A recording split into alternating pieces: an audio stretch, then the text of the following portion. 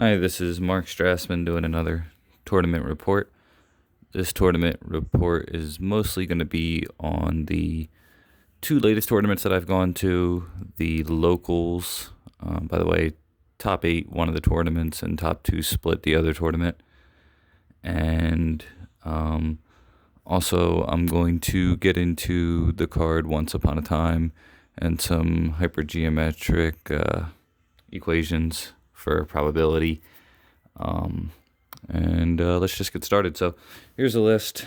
I'd say the spicy cards are the Questing Beast, the Hex Drinker, and this new guy here. Could hardly pronounce it. Clothios. So I've been running Thalia for main deck in a deck with Punishing Fire. Not sure.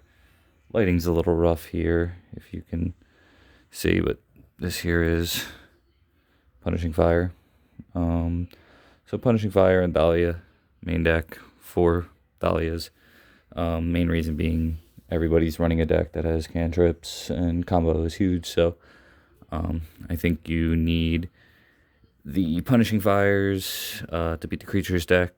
I don't think Stoneforge Mystic is good right now, so I really like Punishing Fire. In addition, Thalia and Pun, a little bit of a nombo, but it's not that bad. Let's see if I can move this. Just a little bit. All right, moving forward. Let's get into the matches. I played against UR Control. It was a weird deck. Non-traditional list. Punishing Fire really shined as a way to remove the creatures. Thalia was excellent at stopping them early. And this card, Eight of Force of Will.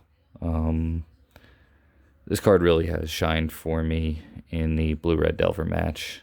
It's kind of like a Sulfuric Vortex, except you gain life, and it's hardly ever going to become a creature. Hex Drinker, I was really impressed with this card. The ability to play 2 spells in 1 turn and have the card really almost apply pressure early and then maybe bait a removal spell for your knight, or if it just lives, just make it into a really big threat is nice. Questing Beast was cool. I think I was a little bit more impressed with Hex Drinker this week, but when you're not running Stoneforge Mystic, you kind of have to run these weirdos. And I don't think Stoneforge Mystic is in a good place right now. Nothing else really special. If you've seen Maverick, you've seen this. I really enjoyed running the Green Sun Zenith package that I ran here. It's a wide variety of options that you can get. Okay, let's move on to the mana.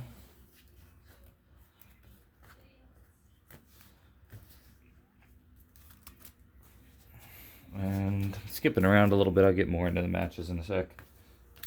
Mana base is pretty much the same as it's been. 8 fetches. 3, 2, 1, 1.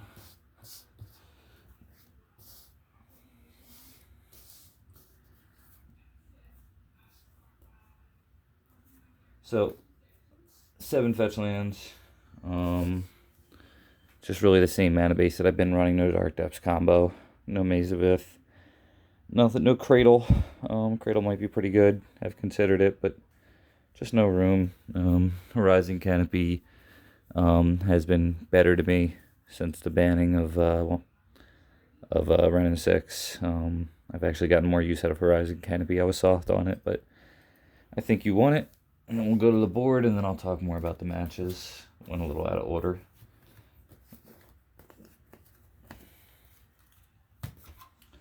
So,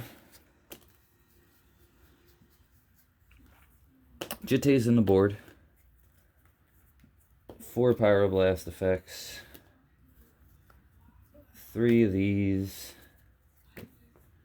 and some one-ofs. So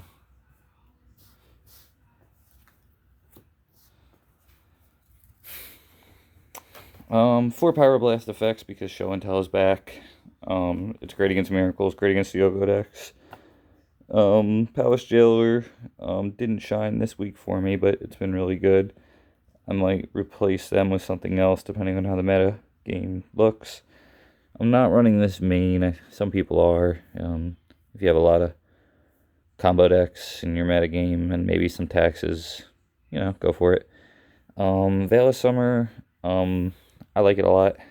If the meta game doesn't really have too many decks where it's good, obviously take it out, but I've actually really enjoyed this card against a lot of decks like Show and Tell, because when you're running these Pyroblasts, they're likely to force a will your Pyroblast, and then you have something in the counter war that's nice, or if you land a Thalia and they don't want you to have it, or a Gaddock Teague, or any of these things, even a Knight, it's good to have something to fight the war. I think 2 Jitte I think you still want that card in the deck. It didn't shine for me, but I'm sure if I seen Death and Taxes and,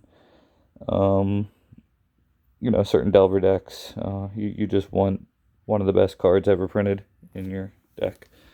I've gone over Bog before, but I'm not going to waste time on it. So,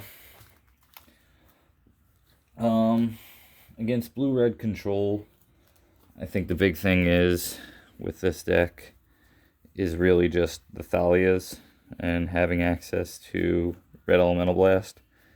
I'd highly recommend sticking with the Thalias if you're playing this deck, even though everyone doesn't like Punishing Fire and Thalia together. I think it's still a good idea. Against Blue-Black, Death Shadow, I think we're pretty well favored. That is a matchup where this card really shined, and the Jitte, not that I landed the Jitte, but I think you really do want this card for their removal and their hand disruption. Against Show and Tell, Gaddock Teague was amazing.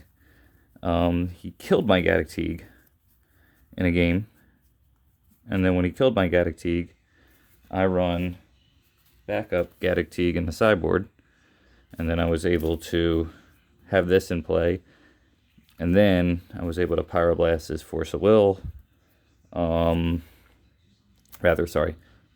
his Show and Tell, and he couldn't cast Force of Will because I had Gaddock Teague. So I'd still recommend backup Teague. It just dies sometimes, and you want to have another one. Food Chain was probably my worst, the hardest matchup. Wouldn't say my worst. The 4th Pyroblast was excellent. You really have to understand that matchup to win it, and applying pressure with Knights and slowing them down with Thalia and Pyroblasting their creatures was really relevant. Crazy new dude Clothius, whatever the heck, he ate a Force of Will. This card shined against Delver, Death Shadow, because I was able to play 2 spells in one turn that were real threats and kind of aggro the aggro deck, if you will. Also, Questing Beast did some work. It really just kind of ate Force of Wills and removal spells, so I was happy with it. Storm, probably the most interesting thing happened. I had a crazy board, full of 4 or 5 creatures, and I didn't have a Plains in play, and he got a Massacre, and both of us didn't realize it, that I didn't have a Plains, and he cast Massacre, and a turn or two go by after I lost like 4 creatures, and I was pretty certain I was going to lose. And then it hit me, wait a minute, I don't even have a Plains in play. Call Judge, and this person just said that they were going to scoop. And he scooped game 1, so he just quit. Really odd. I really appreciated it. It was honest, because he would have lost that game had he did what he did, got Massacre and couldn't cast it. Just don't get sad when people do things. Really stop, pause, think about it, especially in the top 8 where you don't have a time limit, and especially against a deck like Storm where you shouldn't go to time. So I got sad because he said Dark Ritual, and I'm like, oh my god, I have a Thalia and I'm going to die. This is stupid.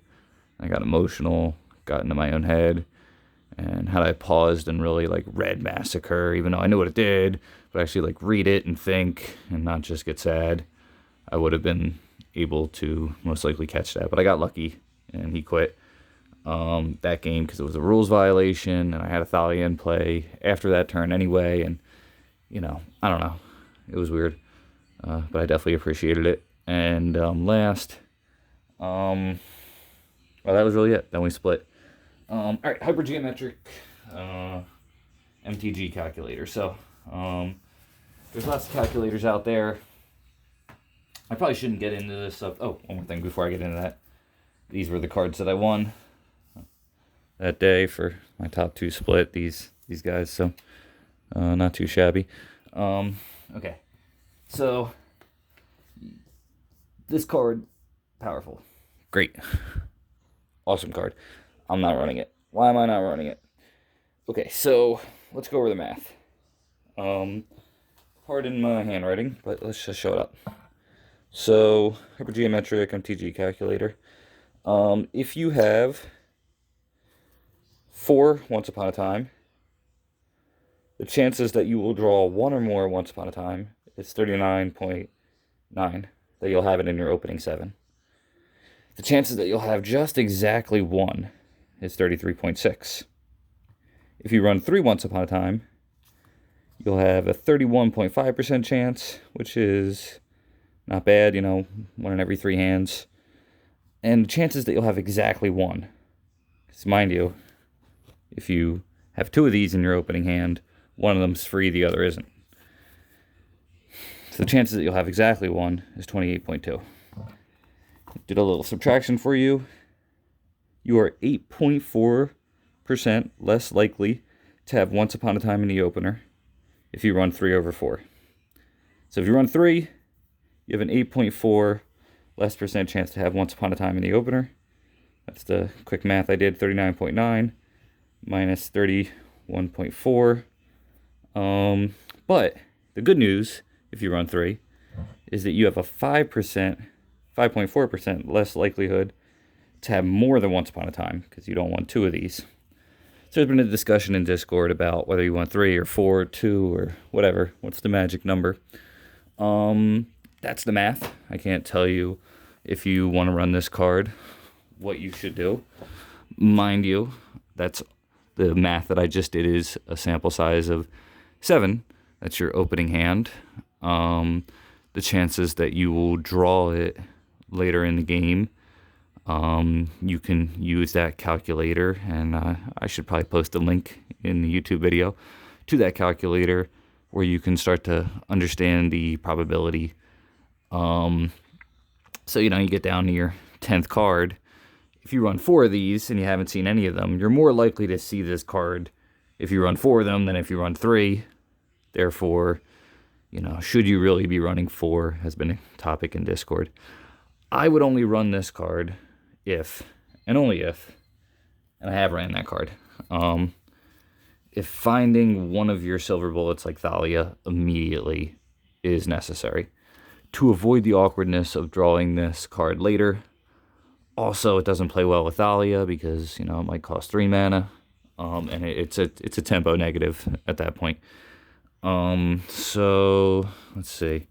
If you have a total silver bullet like this, and you're playing against a bunch of decks that just fold to this card, or fold to this card, or something like that, like lands, or, if you just get a bird or noble turn 1, and then you get to slam your knight, or you get to slam your this and pop it, or you get to green sun for this. There's all types of these quick plays that you can do that'll just be, give you such an insurmountable lead against certain decks that this card is attractive. However, it is this nerd's opinion that you probably only want this card when there's a lot of those decks that fold to a lot of these cards.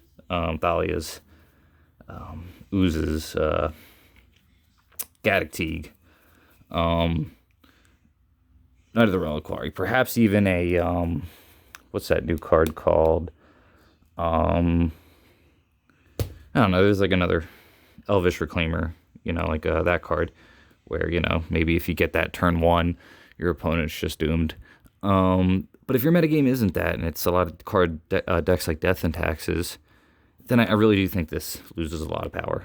Yeah, you get these great openers, or you're more likely to have these consistent openers.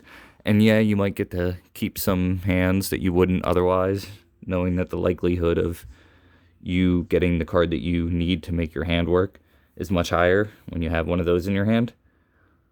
Then I understand it, but in my experience playing against decks that don't just fold to one or two of the right cards, I haven't had good experiences with that. So Death and Taxes, Miracles, anything that's grindy, the Mirror, anything that just doesn't, you're going to beat with card advantage or tempo. I don't love that card in that situation. So that's really all I have to say about Once Upon a Time. I think if the meta in your area is combo and storm, I think that, or, you just have these, you're running a weird version of the deck, that you have all these true silver bullets that are creatures. Yeah, I think that's a fine choice. If you want to go this route, I would not play Punishing Fire. So these, let's just say you play, Green, White, or Abzan. I would play that list that I just laid out. So this replaces these 4 cards. And then you have, let's just say you take out, I don't know, one of your lands, and you just go, what is this, 1, 2, 3, 4, 5, 6, 7, 8, 9, 10, 11, 12, 13, 14, 15, 16, 23 lands. So let's just say you want to cut it to 22, and you're like, let's just say these are basics or whatever, but you go, all right, cut one of those. Now you have these 3 slots. I would make these 3 creatures, 3 silver bullety creatures. Maybe the Oof. Maybe the Night of Autumn. Maybe Dryad Militant.